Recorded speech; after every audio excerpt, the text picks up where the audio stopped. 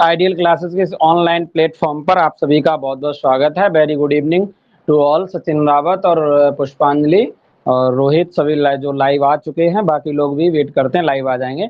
तब तक हम एक बार जो हमें कमेंट करके जल्दी से बताओ, प्रीवियस क्लास में हमने क्या कराया था। कल की जो क्लास हुई तो उसमें कहाँ पर जो हमारे जो फंडामेंटल राइट्स थे उनको कहाँ पर छोड़ा था, कमेंट करके बताओ। Comment please. और आवाज वगैरह सही आ रही है, एक बार कमेंट करके बता दो मुझे। हमारा जो टॉपिक था वो क्या है, फंडामेंटल राइट्स।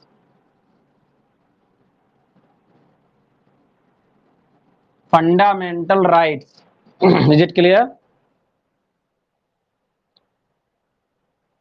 सचिन रावत, पुष्पांजलि, अंकुश तोमर सभी लोग लाइव आ चुके हैं। Yes yes, good evening. Comment करके बताओ जरा, हमने कल की क्लास में कहां पर छोड़ा था, कौन सा आर्टिकल जो है वो चल रहा था। हाँ, ज्योति भी ठीक है। आर्टिकल 22 पुष्पांजलि, आर्टिकल 22 हो गया था या होना है? आर्टिकल 22 हो गया था या होना है, जल्दी से बताओ मुझे। आर्टिकल 22 करवा दिया था?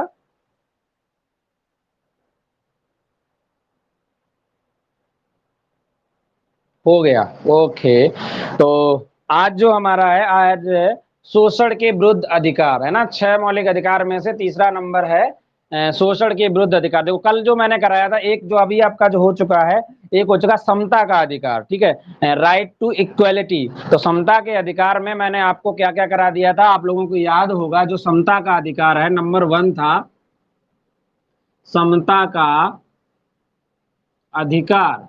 तो समता के अधिकार में आर्टिकल कहां से कहां तक, आर्टिकल 14 से लेकर 18 तक आपका कंप्लीट हो गया। नंबर 2 था स्वतंत्रता का अधिकार, राइट टू फ्रीडम। स्वतंत्रता का अधिकार, ये कहां से आता है, article 1922, right. Is it clear?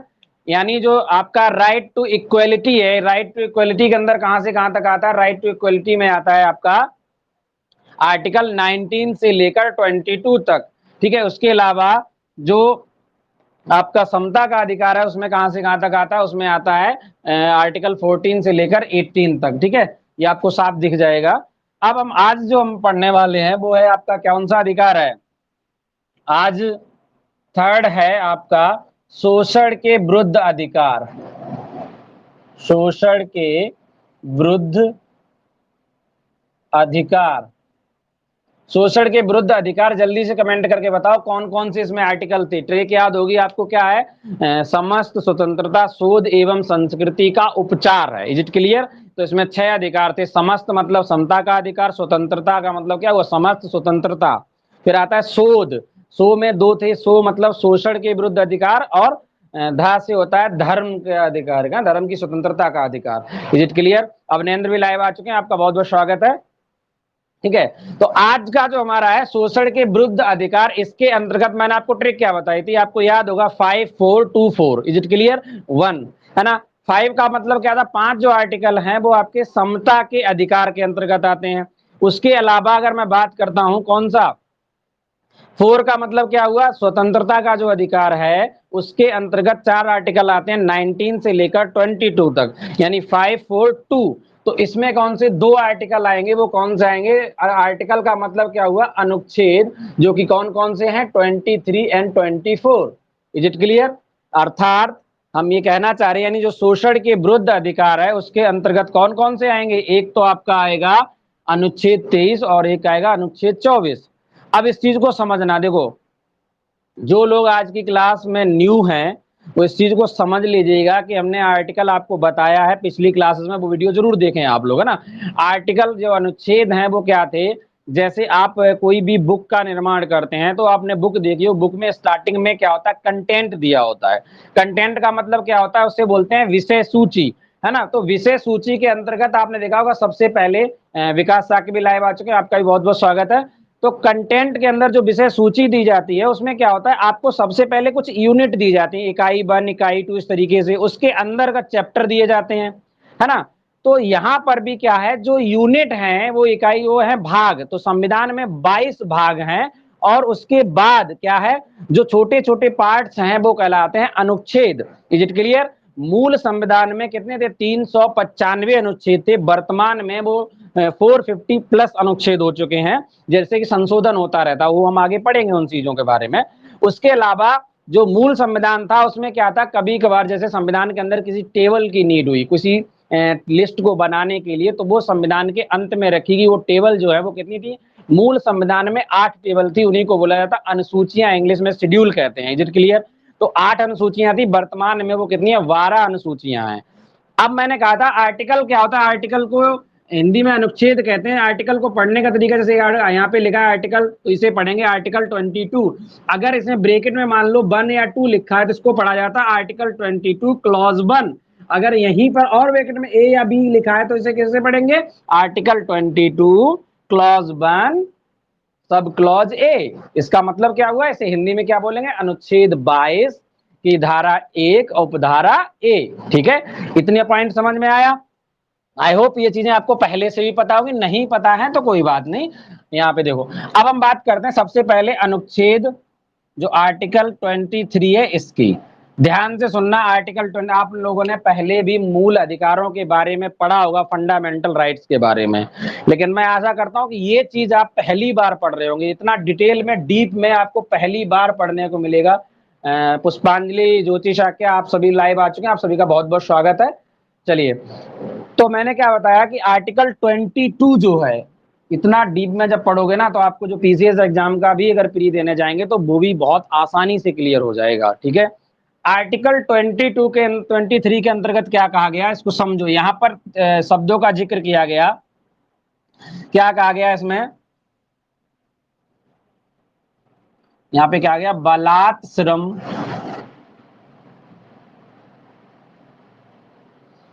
एवं, ठीक हो। अब इसमें समझना, बलात् श्रम का मतलब क्या होता है, बलात् श्रम का मतलब ये हुआ किसी से जबरन कोई कार्य करवाना, जबरदस्ती अगर कार्य करवाते हैं उसको क्या बोला जाता है, बलात् श्रम बोला जाता है। कोई भी किसी भी व्यक्ति को अगर आप फोर्स कर रहे हो किसी कार्य करने के लिए तो उसे क्या बोला जाएगा, उसे बोला जाएगा बलात् श्रम। Is it clear? ठीक है, दूसरा शब्द क्या है, दूसरा शब्द क्या है, एवं इसमें क्या है, बलात् श्रम एवं मानव दुर्व्यापार, मानव दुर्व्यापार।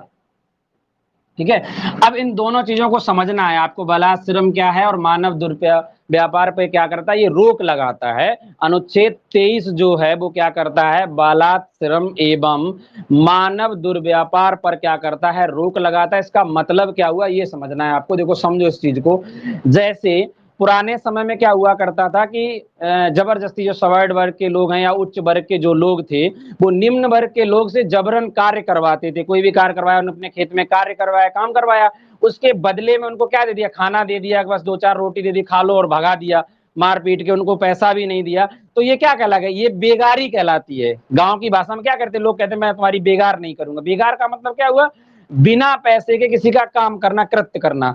तो बलात् श्रम का मतलब क्या होता है, जबरदस्ती किसी पे कोई भी कार्य करना, तो वो बलात् श्रम ही कहलाता। देखो ध्यान रखना इस चीज का, ये मतलब सिर्फ ये नहीं है, आप बलात् श्रम का मतलब ये हो कि फोर्स करके किसी पे कार्य करवाना। आप जबरदस्ती किसी से अपने खेत में काम करवा रहे हैं तो वो बलात् श्रम के अंतर्गत ही आएगा। अब मानव दुर्व्यापार, इसका मतलब क्या हुआ, इसके अंतर्गत आता है कि इसमें आता है मनुष्य का क्रय विक्रय। मनुष्य लिख लो, मानव, इसमें देखो इस चाहे वो महिलाएं हो, चाहे पुरुष है, चाहे बच्चे हो, उन सभी का, मनुष्य का क्या आ जाएगा, क्रय विक्रय। क्रय विक्रय का मतलब समझ पा रहे हो, खरीदना और बेचना, ऐसा होता है ना कि बहुत सारे करते हैं। इसके अलावा इसमें वैश्यावृत्ति, ठीक है, वैश्यावृत्ति, कोठे उठे पे बिठा देना, इस तरह के, यानी महिलाओं का दुरुपयोग करवाना, ये सारी की सारी वैश्यावृत्ति जो है, मनुष्य का क्रय विक्रय है, ये सारी। इसके अलावा एक आती है दास प्रथा। पुराने समय में जब आप, मैं हिस्ट्री आपको पढ़ाऊंगा तो क्या होता है, इंग्लैंड अमेरिका के अंतर्गत जाओगे तो दास प्रथा थी। तो दास प्रथा के अंदर क्या किया जाता था कि जबरदस्ती दास अमेरिका के अंदर रहते थे, अर्थात उन दासों को क्या जबरदस्ती खरीद लिया जाता व्यक्ति को और उनसे क्या करवाते थे, कार्य करवाते थे, जैसे मालिश करना, सिर दबाना, पैर दबाना। इस तरह से दास प्रथा जो थी वो भी क्या करता है, इस पे इन सभी चीजों को किसके अंदर आती, मानव दुर्व्यापार कहलाता है। जैसे किसी व्यक्ति को ले गए यहाँ से उठा के और कहाँ जाके दूसरे देश में बेच दिया, उसे पैसे लेके खरीद के, अब वो वहां व्यक्ति उसके बदले में कार्य कर रहा। तो इन सभी पर क्या करता है, ये रोक लगाता है आर्टिकल 23। Is it clear? यदि किसी व्यक्ति को अगर आप जबरदस्ती कोई भी कृत्य करवाते हैं तो बलात्श्रम के अंतर्गत आएगा, अर्थात उसके फंडामेंटल राइट्स का उल्लंघन हो जाएगा। और अगर ऐसा होता है तो इस केस में आप कहां जा सकते हैं? आर्टिकल 32 के तहत डायरेक्ट सुप्रीम कोर्ट जा सकते हैं। अभी मैं समझाऊंगा कि आर्टिकल 32 में हमें क्यों डॉक्टर बी आर अम्बेडकर ने संविधान की आत्मा कहा उसको। ऐसे ही नहीं बोला गया संविधान की आत्मा। आर्टिकल 32 के बारे में आपको बहुत डिटेल में पढ़ना है, ये जानना चाहिए। और आप सभी से एक रिक्वेस्ट है, जो नए आए हैं वो एक बार फंडामेंटल राइट्स की जो पुरानी क्लास है उनको जरूर देखें। आर्टिकल 23 समझ आया क्या है? इसके अंतर्गत बलात्संग एवं मानव दुर्व्यापार पर क्या करता है? ये पर रोक लगाता है, अर्थात इस पर क्या करता है? उसको प्रतिबंध लगाता है, उसको रोकता है। अर्थात यदि ऐसा होता है तो क्या माना जाएगा? फंडामेंटल राइट्स का उल्लंघन माना जाएगा और उस व्यक्ति को क्या होगा? सजा दी जाएगी। क्या क्या होता है बलात्संग में, मानव दुर्व्यापार में? मनुष्य का क्रय विक्रय, वेश्यावृत्ति, इसके अलावा दास प्रथा, ये सभी किसके अंतर्गत आती है? मानव दुर्व्यापार में। और ये मैंने बता दिया कि जबरदस्ती कैसा भी कृत्य हो, कोई भी कृत्य हो, वो बलात्संग के अंतर्गत आएगा। Is it clear? इतना पॉइंट क्लियर हुआ तो कमेंट करके यस या नो बताओ, जल्दी से मुझे कमेंट करो, उसके बाद इसको नोट करो। Comment please. अंकुश तोमर हो गया, यस सर, करवा दिया, यस सर, यस सर।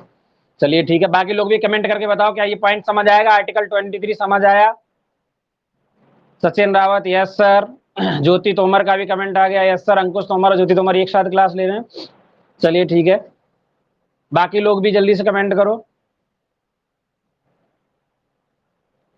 जो लोग न्यू है उसमें चैट बॉक्स का साइड में ग्रीन कलर का अवनेंद्र ऑप्शन आ रहा होगा चैट बॉक्स में, वहां से आप चैट कर सकते हैं। ठीक है, ठीक है, ओके ओके, समझ आ गया। चलिए ठीक है, अब आप लोग इसे नोट कर लो या मैं नोट करवाऊं? जल्दी से बताओ आप। इसे वैसे इसको डायरेक्ट इसी तरीके से नोट करना। देखो अब इसके अंतर्गत क्या दो आर्टिकल है, दूसरा भी समझ लो, उसके बाद आप लोग नोट करना।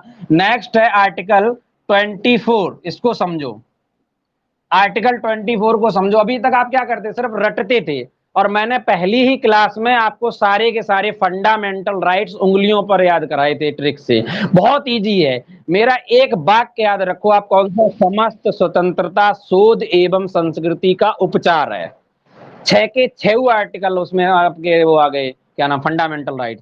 समस्त स्वतंत्रता शोध एवं संस्कृति का उपचार है। समस्त मतलब समता का अधिकार, ठीक है। स्वतंत्रता, स्वतंत्रता का अधिकार। शोध, सो में पहला सो जो आएगा शोषण के विरुद्ध अधिकार, यानी ये तीसरा वाला। फिर धा, धा से मतलब धार्मिक स्वतंत्रता का अधिकार।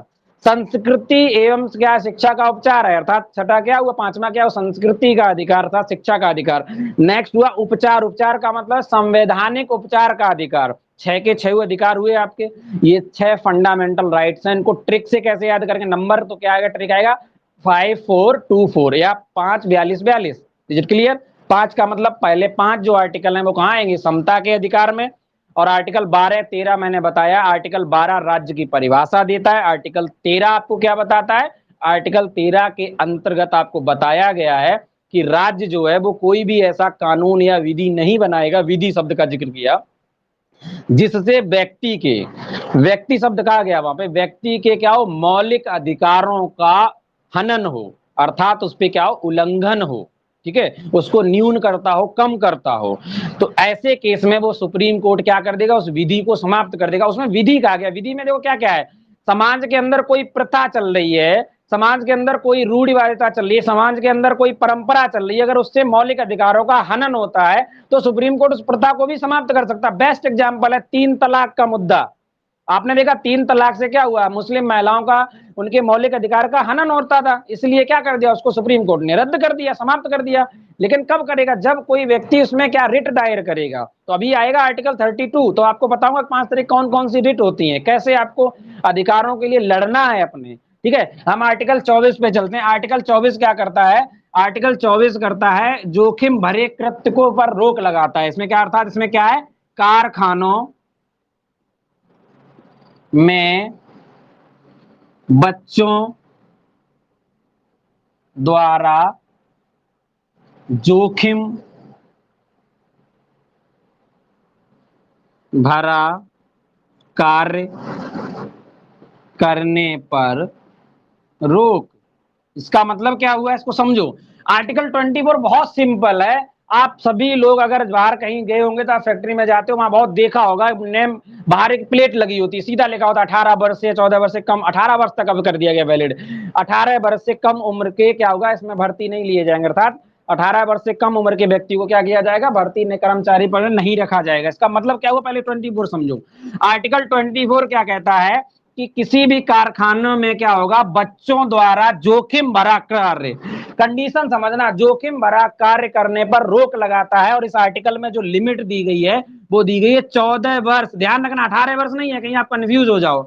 आर्टिकल 24 में जो एज लिमिट है, ये बहुत अच्छा क्वेश्चन है, आया हुआ क्वेश्चन है, कहीं आप मिस्टेक मत कर देना 18 वर्ष के चक्कर में, कि जो प्लेट लगी होती है 18 वर्ष पे बच्चों, कम उम्र के लोगों को रोक है, 18 वर्ष नहीं है, 14 ईयर्स जो है आर्टिकल 24 में कहा गया कि 14 वर्ष से कम उम्र के किसी भी बच्चे को कारखाने में किसी भी जोखिम भरा कृत्य नहीं करवा सकते आप। लेकिन ऐसा नहीं है कि आप अगर जैसे किसी बच्चे को दुकान पे बैठा हुआ देखें और उनसे बोले अंकल जी ये तो इसके मौलिक अधिकार का हनन है, फिर अंकल जी दो गाल पे चांटा लगाएं और भगा दें।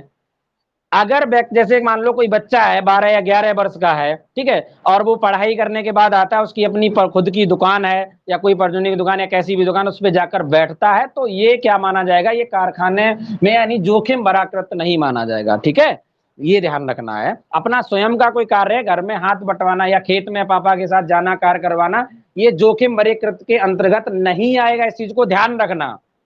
जैसे कोई छोटा बच्चा है खेत में कार्य कर रहा है और आप कहते हैं नहीं इसके मौलिक अधिकार का हनन है ये, अर्थात ये काम नहीं करेगा, तो ये ध्यान रखना, अपना स्वयं का अगर कोई कार्य कर रहा है वो बच्चा, और तो उस पर आप कोई भी एक्शन नहीं ले सकते हैं। हाँ, कारखाने या किसी फैक्ट्री के अंदर वो काम कर रहा है और 14 वर्ष से कम है, जोखिम भरा कृत्य करता है, तो ऐसे केस में मानवाधिकार आयोग या कोई, आप भी अगर कोई स्टेप ले सकते हैं, आप पुलिस कंप्लेंट कर सकते हैं या मानव अधिकार आयोग में जा सकते हैं, कोर्ट में जा सकते हैं। अगर ऐसी कोई कंपनी करती है वो डायरेक्ट सीज कर दी जाएगी। ठीक है, तो ये दोनों आर्टिकल समझ आए, आर्टिकल 23 और 24, जल्दी से कमेंट करो, क्या ये दोनों आर्टिकल समझ आए आप लोगों को, कमेंट करके बताओ मुझे, कमेंट प्लीज, आर्टिकल समझ में आए आप दोनों को, ये दोनों आर्टिकल जो हैं वो आपको अच्छे समझ आए, अनुच्छेद 23 और अनुच्छेद 24 यानी शोषण के विरुद्ध अधिकार जो है समझ आया। अंकुश तोमर का कमेंट आ गया यस सर, और सचिन रावत का भी आ गया यस सर। बाकी लोग भी कमेंट करके जल्दी से बताओ मुझे। पुष्पांजलि, ज्योति शाक्या, विकास साक्य, अभिनंदन या जो भी हैं, ये जितने भी लोग क्लास ले रहे हैं, रोहित यादव, सभी लोग कमेंट करो, विकास साक्य, ओके ठीक है, समझ आ गया। तो फिर बाकी लोग आप लोग नोट करो, इसको जल्दी से नोट करो, फिर मैं इसको रिमूव करता हूँ। नोट करने के बाद थंब दे देना मुझे एक बार, ठीक है, फटाफट नोट करो। इसको नोट करने के बाद आप लोग हमें थंब दे देना, ताकि हमें क्लियर हो जाए कि आप लोगों ने नोट कर लिया, ठीक है ना।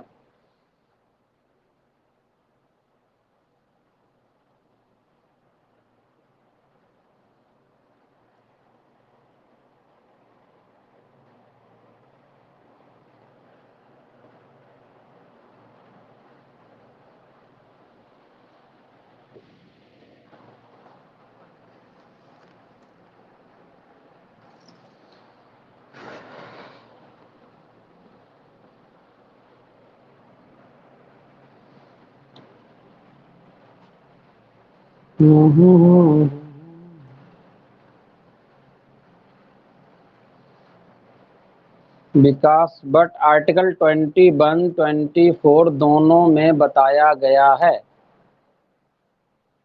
आर्टिकल 21, 24 दोनों में बताया गया है। अच्छा, आप ये कहना चाह रहे हैं कि 21 में भी बताया गया। देखो 21 जो है वो क्या है, वो गरिमामय जीवन जीने का अधिकार आता है। आप एक बार क्लास देखेंगे तो 21 के अंतर्गत भी आपको समझाया गया ये चीज, ठीक है ना। विकास, एक बार प्रीवियस क्लास देखोगे तो 21 में आएगा गरिमामय जीवन, गरिमामय जीवन जीने के शिक्षा का अधिकार भी आता है किसी व्यक्ति को। गरिमामय का मतलब ही यही होता है, उसमें क्या, स्वच्छ पर्यावरण, स्वच्छ जल, ठीक है, इसके अलावा सोने का, नींद लेने का अधिकार, ये सारे राइट्स उसमें दिए गए हैं। मैंने उस दिन बहुत डिटेल में पढ़ाया है आर्टिकल 22, 21, ठीक है। बिल्कुल परेशान ना, आप प्रीवियस क्लास लेंगे तो आपको 21 में भी ये चीज क्लियर हो जाएगी।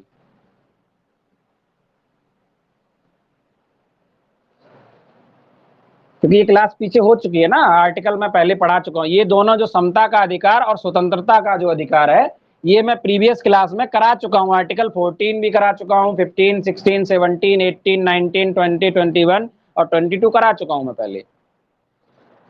12 और 13 भी करा चुका हूँ, बिल्कुल घबराए ना आप, ये क्लास में पहले आर्टिकल करा चुका हूँ ये।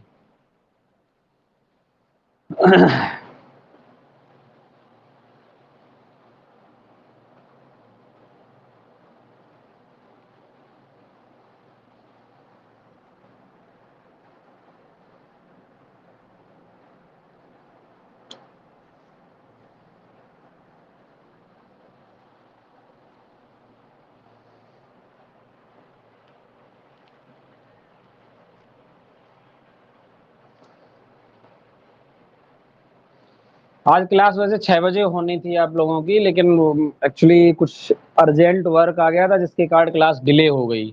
अब इसके तुरंत बाद क्लास लेनी होती तो मुझे ये क्लास थोड़ी जल्दी फिनिश करनी पड़ी। आप लोग जल्दी नोट करें, थोड़ा स्पीड बढ़ाइए नोट करने की।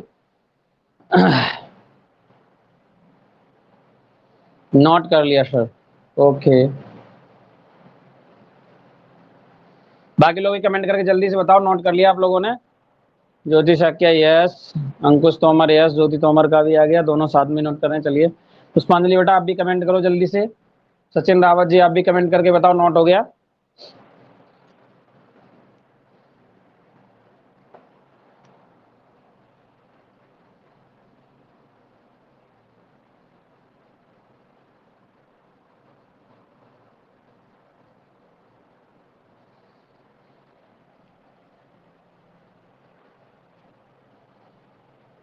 मेरे पास नोट नहीं है सर, कोई बात नहीं, मुझे पता है आपके पास नोट नहीं है।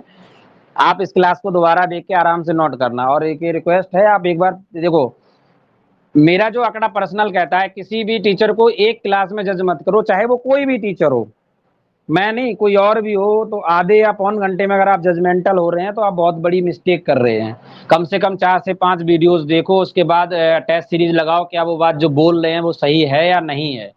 तो आप एक बार और भी क्लासेस अटेंड करें, स्टार्टिंग से करें, नीचे से जाओगे स्लाइड पे रिकॉर्डिंग में तो क्लास नंबर 1 2 ऐसे करके करो, डेट बाय डेट, तब समझ आएगी चीजें। अभी क्या है, 20 से ज्वाइन करोगे तो अभी आपको इस चीज की वैल्यू नहीं समझ आएगी, क्योंकि आपने पहले ही पढ़ा हुआ होगा, किसी और तरीके से पढ़ाया होगा। वो गलत नहीं पढ़ाया, उन्होंने भी अपने बेहतर अच्छे तरीके से पढ़ाया, बहुत अच्छा पढ़ाया होगा, ठीक है। तो आप एक बार प्रीवियस क्लास अटेंड करो, उसके बाद इस चीज को जज करो और समझ आएगा आपको कि हाँ कुछ क्वालिटी मिलेगी। नेटवर्क प्रॉब्लम है, ओके। बाकी लोग भी कमेंट करके बताओ कि आवाज वगैरह सभी प्रॉपर आ रही है, वीडियो वगैरह प्रॉपर आ रहा है। आई होप, मेरी तरफ से तो नेटवर्क इशू नहीं आ रहा, हमारी तरफ तो अच्छी क्लास चल रही है। यस यस आ रहा, ठीक है। हो सकता है बिकॉज आपके में कोई नेटवर्क इशू हो। चलिए, अब आपके ये 3 अधिकार हो चुके हैं। अब मैं नेक्स्ट 4 पे मूव करते हैं। चौथा आपका जो अधिकार है, आज चौथा अधिकार खत्म करने के बाद क्लास करूंगा नेक्स्ट क्लास में, और इसको पूरा फिनिश ही करा दूंगा मैं। फंडामेंटल राइट से रिलेटेड बहुत डिटेल में मैंने आप लोगों को पढ़ाया। आप लोग एग्जाम देखना, किसी भी तरह का कोई क्वेश्चन नहीं बचेगा। Yes no problem, no problem, ठीक है, कोई बात नहीं, मैं समझ गया। विकास हो सकता है आपके नेटवर्क कुछ इशू हो, कोई बात नहीं। बाकी लोगों में क्लास इधर से कोई इशू नहीं है, अच्छी क्लास चल रही है बाकी लोग, ठीक है। देखो ध्यान दो, अगला है 4 है। देखो हमने ट्रिक क्या बताई थी, समस्त स्वतंत्रता शोध एवं संस्कृति का उपचार है। तो समस्त स्वतंत्रता शोध, तो सो हो गया शोषण के विरुद्ध अधिकार, धा मतलब होता है धार्मिक स्वतंत्रता का अधिकार। यहाँ पे क्या है, धार्मिक स्वतंत्रता का अधिकार, अर्थात धर्म की स्वतंत्रता का अधिकार किसी भी व्यक्ति को। अब इसमें कौन कौन से आर्टिकल आते हैं, तो अब आप लोग ट्रिक याद करो, कौन सी बताई थी हमने, 5 4 2 4 2 है ना। तो इसमें क्या आएंगे 4। अब 4 कौन कौन से आएंगे, आपको 20 कौन सा करा दिया, 3 और 24 करा दिया। इसमें क्या आएगा, आर्टिकल 25 से लेकर 28 तक, ठीक है। 25 से लेकर 28 तक जो है वो क्या आ जाएगा, धार्मिक स्वतंत्रता का अधिकार आएगा। अब देखो समझना, धार्मिक स्वतंत्रता के अधिकार के अंतर्गत क्या है, आपके आर्टिकल 25 से लेकर 28 तक आर्टिकल है, ठीक है। क्या क्या दिया गया इसमें, और वो उन चीजों को समझना, बहुत अच्छे से समझना, इन चीजों को एक एक चीज को क्लियर करना है। आर्टिकल बहुत जरूरी है। आपने देखा होगा कि जो स्टेट होल्डर होते हैं, या जिनसे जो सरकार द्वारा मान्यता प्राप्त, या जिन्हें सरकार से अनुदान मिलता है, अनुदान का मतलब होता है सरकार से कुछ जिन्हें वो क्या मिलते हैं, पैसा मिलता है, उसके तहत है ना, किसी स्कूल में हो या कोई भी कृत्य हो जिसके लिए सरकार से अगर उन्हें कुछ फंड मिलता है, तब क्या होता है, उस स्कूल में और संस्था में किसी भी धार्मिक प्रवृत्ति को क्या किया जाता है, यानी ज्ञान नहीं दिया जा सकता। ये आपने देखा होगा, स्कूल जो गवर्नमेंट स्कूल हैं उसमें किसी भी धर्म का क्या होता है, ज्ञान नहीं दिया, धर्म के बारे में नहीं पढ़ाया जाता। उसका क्या कारण है, तो आपको समझ आएगा कि ये एक मौलिक अधिकार है, ये फंडामेंटल राइट्स है। ठीक है, तो आपको अभी समझाता हूं क्या है, एक एक करके सारे आर्टिकल। सबसे पहला है आर्टिकल 25। आर्टिकल 25 क्या कहता है, ये व्यक्ति को आजादी देता है, क्या होता है, अपने धर्म को अपनाने का, अबाध रूप से अर्थात मानने का और आचरण करने का। किसी भी व्यक्ति को आप फोर्स नहीं कर सकते कि वो कौन सा धर्म अपनाए, ये उसकी अपनी निजी स्वतंत्रता है। वो किसी भी धर्म को अपना सकता है, जब जिसका मन करे वो कोई भी धर्म अपना सकता है। तो आर्टिकल 25 इसमें क्या कहता है, धर्म को मानने की स्वतंत्रता। क्या कहता है, ये धर्म को मानने, ठीक है, अपनाने एवं आचरण करने की स्वतंत्रता। क्या करता है, ये बात समझना है, इस चीज को मैं पॉइंट समझना, बहुत सिंपल है। ये आर्टिकल कई बार भी पूछा भी गया है इस चीज के बारे में। आर्टिकल 25 आपको सिर्फ ये बताना है क्या होता है, ये धर्म की स्वतंत्रता देता है, किसी भी धर्म को अपनाने की या उसको मानने की, ठीक है, उसका आचरण करने की। देखो, जब आप धर्म को अपनाते हो तो उसके कुछ आचरण होते हैं, नियम कानून होते हैं, नियम तो उनको आप अपनाते हैं, उनको आचरण करते हैं। ठीक है, तो ये आपके पास क्या आर्टिकल 25 इस बात की स्वतंत्रता देता है, लिबर्टी देता है कि आप किसी भी धर्म को, ठीक है, या एक धर्म नहीं, आपकी इच्छा अनुसार आप कोई भी धर्म अपना सकते हैं। इसके लिए किसी को कोई बाध्य नहीं करेगा, आपको राज्य आपको बाध्य नहीं कर सकता है। कोई व्यक्ति आपको चाहे, या कोई राज्य का मतलब देखो, मैं एक बार फिर बता देता हूं, जो लोग नई क्लास में पहली क्लास ले रहे हैं, यहाँ राज्य शब्द का मतलब मैंने आपको शायद बताया है। ठीक है ना, राज्य जो है वो फंडामेंटल राइट में राज्य का मतलब स्टेट नहीं होता, ये ध्यान रखना। राज्य मतलब प्रदेश से नहीं है, हरियाणा, पंजाब, छत्तीसगढ़, झारखंड, ये नहीं है। यहाँ राज्य का मतलब क्या है, आप लोगों ने पढ़ा है, जरा कमेंट करके बताओ फटाफट, किसे किसे पता है। अवनेंद्र और विकास क्लास ले रहे हैं पहली बार, क्या आपको राज्य के बारे में पता है, फंडामेंटल राइट्स के बारे में? एक बार यस या नो करो, ठीक है। अगर पता है तो फिर मैं आगे चलता हूं, नहीं पता है तो मैं इसको बताता हूं। यहाँ राज्य का मतलब क्या होता है, यहाँ राज्य शब्द का मतलब प्रदेश नहीं होता, डिफरेंट होता है। ठीक है ना, अगर आप लोगों को पता है तो फिर मैं आगे चलता हूं, वरना फिर मैं कंटिन्यू करता हूं। ठीक है, अवनंद साहब के नो, ठीक है, चलो मैं बताता हूं। ये क्या है, राज्य शब्द की परिभाषा आर्टिकल 12 में आती है। आर्टिकल 12 आपने देखा होगा, जो मौलिक अधिकार है ना, एक बार आप लोग भी सुन लो ध्यान से, सभी लोग, आप लोगों ने पहले ही पढ़ा है, मैं फिर रिवाइज करता हूँ। यहाँ पर क्या है, जो जो फंडामेंटल राइट्स हैं मैंने बताया, वो कहां से, आर्टिकल 12 से लेकर 35 तक है। लेकिन मैंने आपको पहला पढ़ाया समता का अधिकार, उसमें बताया 14 से लेकर 18 तक, तो 12 और 13 कहां गए? तो मैंने बताया 12 आर्टिकल क्या कहता है, राज्य की परिभाषा देता है। अर्थात राज्य क्या है, राज्य क्या है, संसद एवं राष्ट्रपति द्वारा बनाया गया कोई भी कानून या अध्यादेश।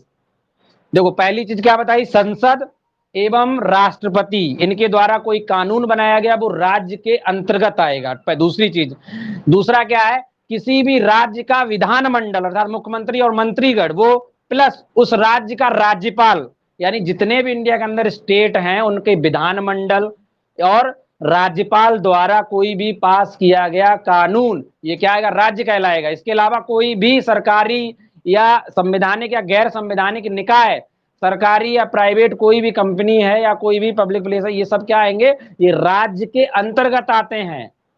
ठीक है, कहने का मतलब जैसे कोई स्कूल है तो वो क्या कहलाएगा, राज्य ही कहलाएगा, यहाँ फंडामेंटल राइट्स में वो राज्य कहलाएगा। कहने का मतलब जैसे कोई स्कूल है, मान लो सपोज दैट मेरा अपना ये कोचिंग है, और मैं यहाँ पर कोई ये अधिकार बना दूं, जैसे अगर मैं अनुदान प्राप्त हूँ सरकार से, और मैं ये कह दूं कि सिर्फ और सिर्फ मैं क्या करूंगा, हिंदुओं के बच्चे पढ़ाऊंगा, हिंदू धर्म के, मुस्लिम धर्म के नहीं पढ़ाऊंगा, तो ये क्या है, ये फंडामेंटल राइट्स का उल्लंघन है, क्योंकि फिर मैं राज्य कहलाऊंगा, ये कोचिंग भी राज्य के अंतर्गत आ जाएगा, फिर मैं ऐसा नहीं कर सकता हूं। ठीक है ना, मैं क्या करूंगा, हर धर्म के पास, क्योंकि ये धर्म की स्वतंत्रता का गलत हो जाएगा। कुछ की विशेष अनुदान है, मैंने कहा था, जैसे कुछ जैन धर्म है या कुछ जो अल्पसंख्यक वर्ग के धर्म है, उनके लिए भी छूट है, वो हमने अपवाद में, एक्सेप्शन में करवाए हुए हैं, अपवाद के अंतर्गत, है ना। अब राज्य समझ आया, राज्य क्या है, संसद या राष्ट्रपति, संसद मतलब दोनों सदन, लोकसभा और राज्यसभा, प्लस राष्ट्रपति द्वारा बनाया गया कानून, विधानसभा यानी विधानमंडल प्लस राज्यपाल, इन दोनों के द्वारा बनाया गया कानून। 2 पॉइंट हुए।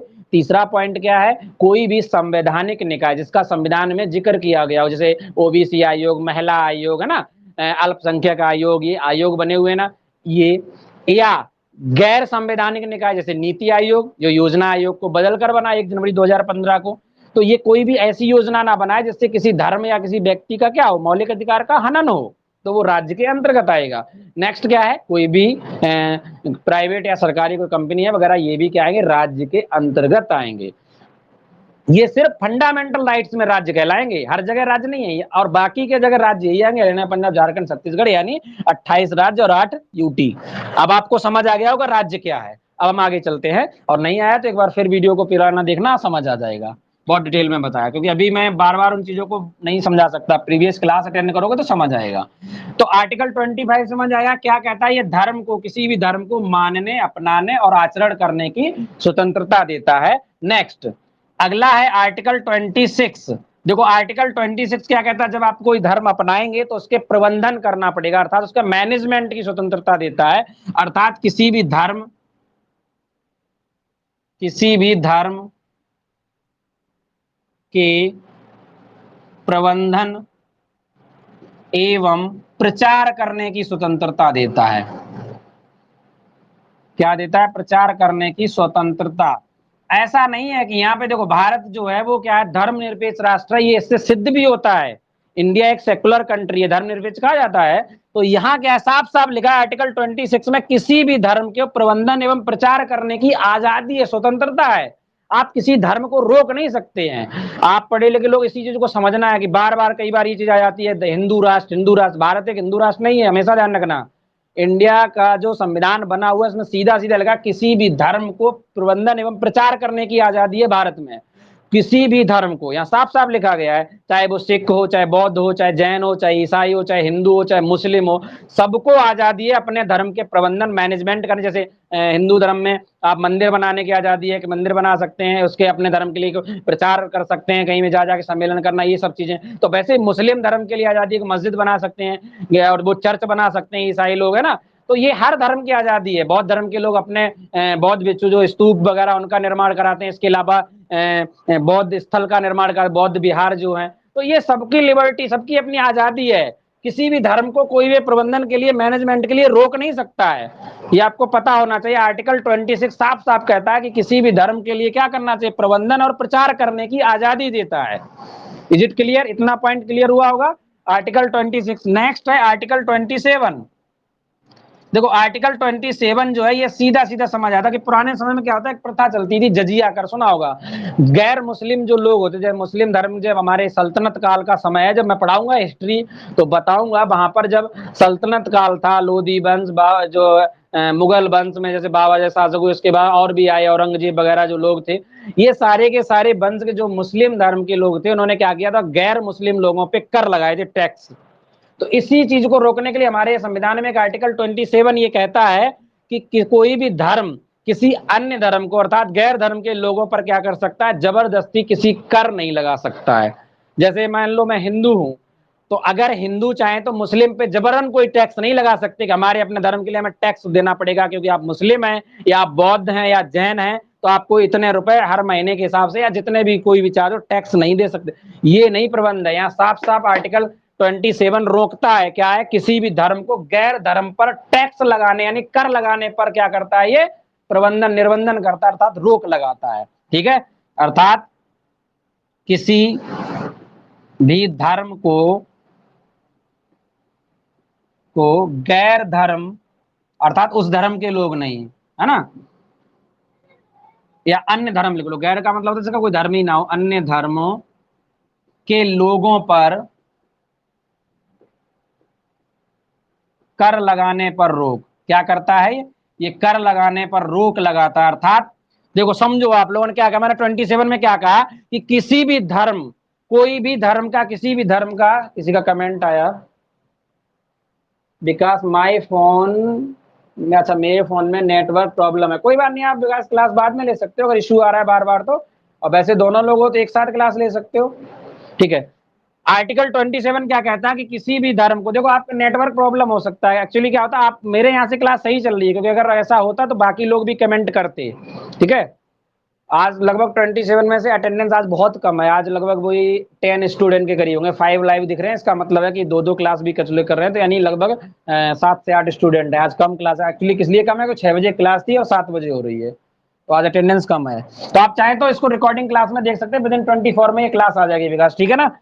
आर्टिकल 27 क्या कहता है, किसी भी धर्म को अन्य धर्मों के लोगों पर कर लगाने से रोक लगाता है, ठीक है। ये पॉइंट बहुत सिंपल है, इसमें ज्यादा समझाने की नीड तो है नहीं, क्योंकि बहुत बेसिक चीज है। मैं क्या कह रहा हूं, जैसे मान लो मैं हिंदू हूं और मैं किसी अन्य धर्म के जैसे बौद्ध, जैन, ईसाई, सिख, उन पर अपने धर्म के प्रचार के लिए जबरदस्ती टैक्स लागू करना चाहिए, गलत है। शुल्क हो सकता, शुल्क का मतलब होता है कि हम चाहें तो अगर इच्छा अनुसार दान करना चाहते शुल्क तो ये ले सकते हैं, लेकिन आप जबरन टैक्स नहीं लगा सकते, कर नहीं लगा सकते कि हाँ देना ही देना पड़ेगा बाध्य करने के लिए, तो ये क्या हो जाएगा, उनके आर्टिकल का उल्लंघन, अर्थात 27 का आर्टिकल के विरुद्ध हो जाएगा, ठीक है। इस चीज को समझ आया होगा। लास्ट है आपका आर्टिकल 28। आर्टिकल 28 बहुत सिंपल है। पहले में क्या हुआ, आप मानने की आजादी थी, जब आपको धर्म अपना लेंगे तो उसका प्रचार करना और प्रबंधन करना पड़ेगा, तो वो आर्टिकल क्या आ गया 26। जब प्रबंधन कर लिया तो आप क्या लगो, ये आजादी देता है, ये अन्य धर्मों के लोगों पे कहीं ऐसा ना कि आप टैक्स लगा दें, कर लागू करने से रोकता है। अब लास्ट जो है वो आर्टिकल 28 है। अब आर्टिकल 28 में सीधा सीधा क्या कहा गया कि कोई भी व्यक्ति है, देखो आर्टिकल हाँ, आर्टिकल 28 में क्या कहा गया, मैंने अभी आपको बताया था कि जैसे एक दो तरीके हो सकते हैं, जैसे अगर कोई संस्थान है, ठीक है, अब वो पहले समझो इस चीज को। संस्थान क्या होता है, भारत में दो तरीके का होता है, एक तो होता है सरकारी,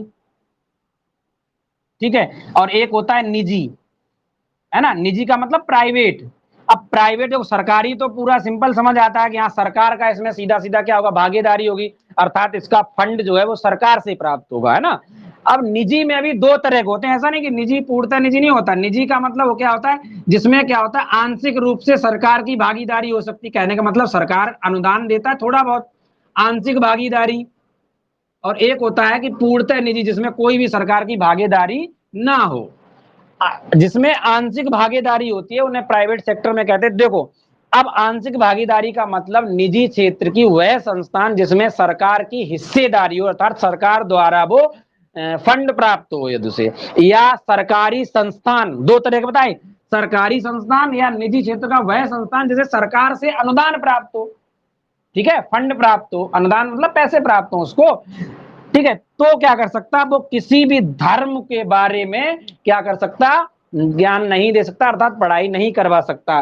जैसे स्कूल और कॉलेज होते हैं, आपने देखा होगा सरकारी स्कूल में किसी भी विशेष धर्म की कोई भी शिक्षा नहीं दी जाती है, ये रोक लगाता है कौन सा, धार्मिक स्वतंत्रता का अधिकार। अर्थात इस पे क्या हो जाएगा, किसी भी सरकारी संस्थान में क्या की जा सकती है, धर्म की शिक्षा पर रोक, धर्म की शिक्षा पर रोक।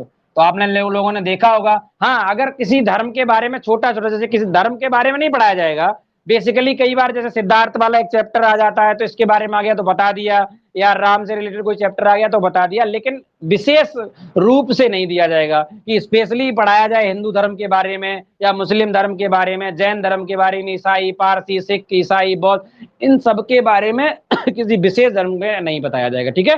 इतनी चीज क्लियर हुई। ये है आपके धार्मिक स्वतंत्रता का अधिकार। अब आप मुझे बताओ इसमें किसी को कोई प्रॉब्लम है, ठीक है, अगर कोई डाउट है, प्रॉब्लम है तो कमेंट करो फटाफट, वरना इसको नोट करो, मैंने पूरा पूरा नोट कर दिया, आप लोग इसको नोट कर सकते हैं। जल्दी से नोट करो।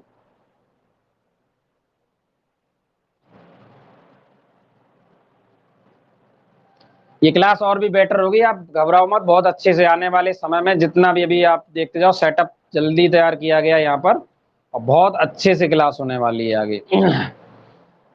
स्मार्ट बोर्ड भी आएगा, और जो लाइट फोकस बढ़ता है ना बार बार, ये जो हल्का हल्का पीछे बैकग्राउंड में आता है, ये सब खत्म कर जाएंगे, अभी परेशान मत हो आप लोग, वेट करो, इंतजार करो थोड़े दिन का।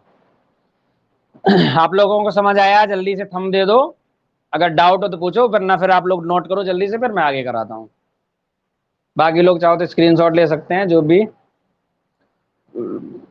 ओके, विकास साके का आ गया कमेंट, थंब आ गया अर्थात बन गया। बाकी लोग भी जल्दी से थंब दो ताकि क्लियर हो जाए। अवनेंद्र साके, ओके सर। बाकी लोग भी जल्दी से थंब दे दो फटाफट। पुष्पांजलि, रोहित यादव, अनुज यादव, ज्योति साक्या, अंकुश तोमर, ज्योति तोमर, सचिन रावत, जल्दी से कमेंट करो फटाफट। ठीक है, अंकुश बाबू का आ गया, यस यस यस। ठीक है, आप लोग फटाफट नोट करो, नोट करने के बाद मुझे थंब दे देना। ठीक है, नोट करो आप लोग इसको फटाफट नोट करो, और मैं एक गिलास पानी पी लेता हूं जब तक। आप लोग इसको नोट करो। I need a glass of water. एक गिलास पानी देना।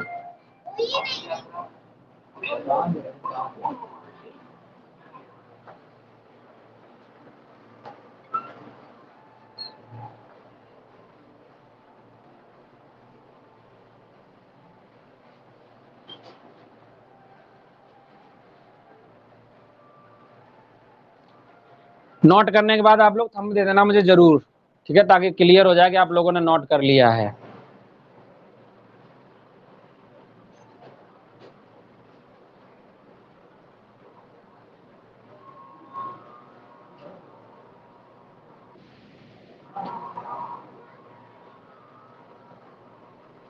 और आज की क्लास मुझे यही समाप्त करनी पड़ेगी इसे नोट करने के बाद।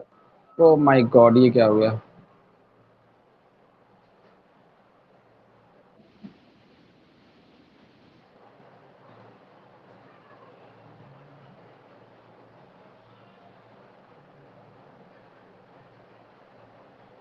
कमेंट करके बताओ जरा, क्लास प्रॉपर आ रही है? वो एक्चुअली अचानक से क्या हुआ था, नेटवर्क इशू आ गया था। एक बार कमेंट करके थंब दे दो जल्दी से, थंब दे दो, ये क्लियर हो जाएगा मुझे क्लास आ रही है। नो प्रॉब्लम सर, ठीक है ठीक है। Okay okay, yes yes yes yes, सभी का कमेंट आ गया, चलिए ठीक है। बहुत जल्दी वाईफाई कनेक्शन हो जाएगा ना तो ये इशू नहीं आएगा, कभी कभार ये इशू थोड़ा बहुत आ जाता है। आप लोग नोट करो और थंब दे दो मुझे।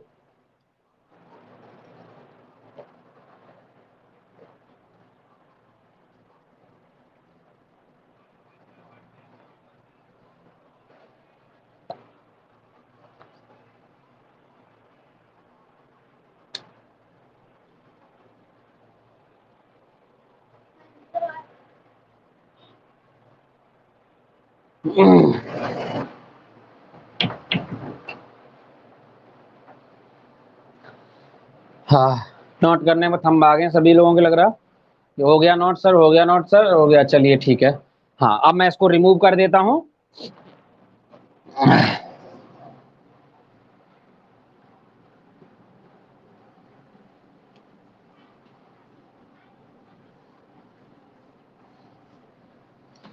जीएस का तो आपको ऐसा महारत हासिल करवा देंगे, एक एक पॉइंट आपको ऐसे, मतलब ये नहीं होगा, रटने की जरूरत नहीं होगी। कॉन्सेप्ट समझ आएगा, एक एक कॉन्सेप्ट जब समझ आएगा ना, तब देखना आप, तब आप बताना कि किसी भी ट्रिक ट्रिक जहां पे नीड होगी वहां ट्रिक भी बताई जाएगी। जहां कॉन्सेप्ट होगा वहां कॉन्सेप्ट, रटने की जरूरत नहीं, किसी भी सब्जेक्ट को रटने की आवश्यकता नहीं है। चाहे फिर वो हिस्ट्री हो, चाहे ज्योग्राफी हो, चाहे आपका पॉलिटी हो, चाहे इकोनॉमिक्स हो, फिर चाहे वो करंट अफेयर हो, सबके पीछे का ना रीजन समझना। देखो, आप जैसे पॉलिटी पढ़ रहे हो, फंडामेंटल राइट्स पढ़ रहे हो ना, तो आप रट रहे हो, आप लोग करते क्या, उसको रटते हो, ये प्रॉब्लम है। और रटी हुई चीज ज्यादा से ज्यादा 1-2 महीने याद हो सकती है। अंकुश तोमर सर जी आर्टिकल 27 में लोगों पर एक बार और बता देते सर जी। अच्छा अच्छा अच्छा, आर्टिकल 27 देखो, आर्टिकल 27 का मतलब ये है, समझो। आर्टिकल 27 ये कहता है कि जैसे मान लो, एक एग्जाम्पल द्वारा समझाते हैं। दो व्यक्ति हैं, एक है ए और एक है बी। ठीक है, ये किसी एक्स धर्म का है, नाम नहीं ले रहे हम, चलो नाम भी ले लेते, कोई दिक्कत नहीं है। ये हिंदू धर्म का व्यक्ति है, इससे कोई दिक्कत तो है नहीं। और ये है मुस्लिम धर्म का व्यक्ति। ठीक है, अब मान लो ए व्यक्ति है जिसने कोई संस्थान बनाया या हिंदू धर्म के लिए कोई ट्रस्ट बनाया। ठीक है, जैसे वर्तमान में मान लो अब राम मंदिर बन रहा है, ठीक है, समझना, एग्जाम्पल बहुत अच्छा है। तो राम मंदिर का निर्माण हो रहा है, तो आप किसी से भी चंदा ले सकते हैं, ट्रस्ट का गठन किया गया तो आप जा सकते हो। तो चंदा लेने का शुल्क लेते हैं जब क्या करते हैं, तो वो व्यक्ति स्वयं इच्छा से अगर देता है, आपने कहा कि हिंदू धर्म के लिए क्या हो रहा है, मंदिर निर्माण हो रहा है, इसके लिए हम आपके पास आए हैं, तो वो इच्छा अनुसार देना चाहे 100 रुपए, 200 रुपए, 1000 रुपए, वो उसकी इच्छा है। लेकिन अगर ये ए व्यक्ति हिंदू धर्म का व्यक्ति है और मंदिर निर्माण के लिए बी धर्म के बी व्यक्ति के पास जाए, जो कि किसी अन्य धर्म का, यानी मुस्लिम धर्म का या जैन धर्म का, ये किसी का भी हो सकता है, जैन, सिख, तो अन्य धर्म ही तो आएगा भाई। हिंदू तो है नहीं, सिख है, बौद्ध भी हो सकता है इसमें, ईसाई भी हो सकते हैं, ये सभी धर्म का, अगर इन धर्म के लोगों के मान बी, अगर मान लो मुस्लिम धर्म का है, या मुस्लिम का नहीं, जैन धर्म का होता, या सिख का होता, या बौद्ध धर्म का होता, और अगर ए व्यक्ति उसमें फोर्स करे कि नहीं आपको 1000 रुपए देने ही देने पड़ेंगे, तो एक तरह से कर हो गया। तो ये अगर करता है तो आर्टिकल 27 क्या करता है, इसी चीज पर रोक लगाता है। कर क्या होता है, जबरदस्ती लेना तो कर ही था, टैक्स क्या है, बाध्य करने वाली तो क्या है, देना ही देना पड़ेगा आपको। अब पॉइंट समझ आया? तो आप ये नहीं कर सकते, आर्टिकल 27 इस बात पर रोक लगाता है। ठीक है, आप मुझे बताओ जल्दी कमेंट करके, ज्यादा समझ आया नहीं आया? यस सर, क्लियर, ठीक है, ठीक है, बिल्कुल क्लियर होगा, ऐसा कैसे नहीं क्लियर नहीं होगा, एक एक पॉइंट क्लियर होगा आप लोगों को।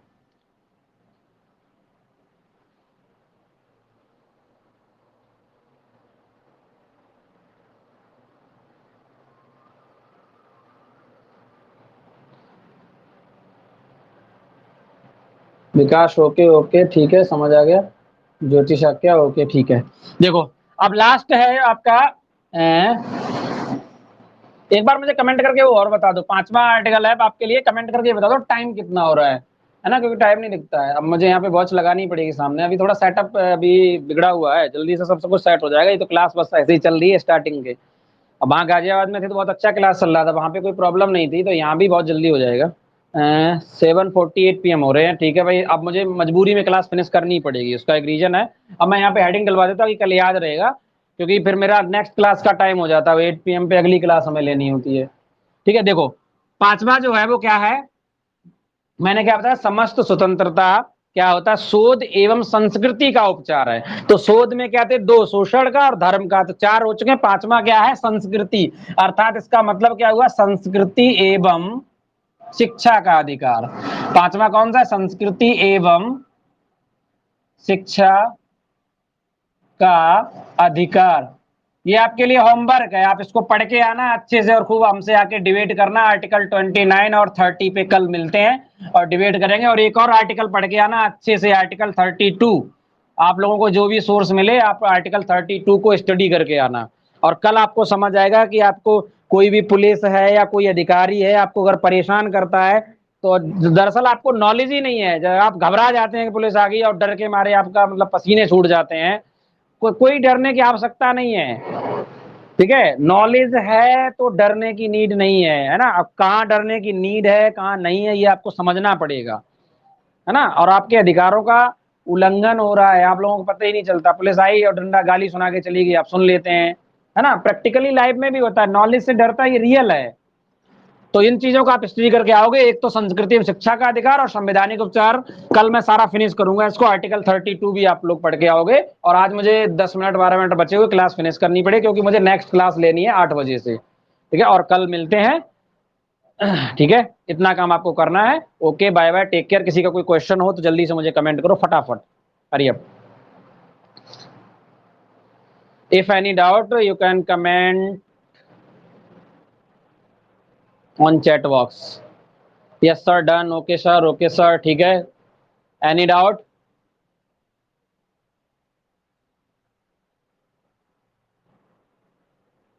किसी को कोई डाउट है तो कमेंट करो, फिर मैं क्लास को फिनिश करता हूँ। अच्छा, ओके सर, ओके सर, कोई भी डाउट नहीं है? चलिए ठीक है, okay, bye bye, take care, stay home, stay safe, good night to all.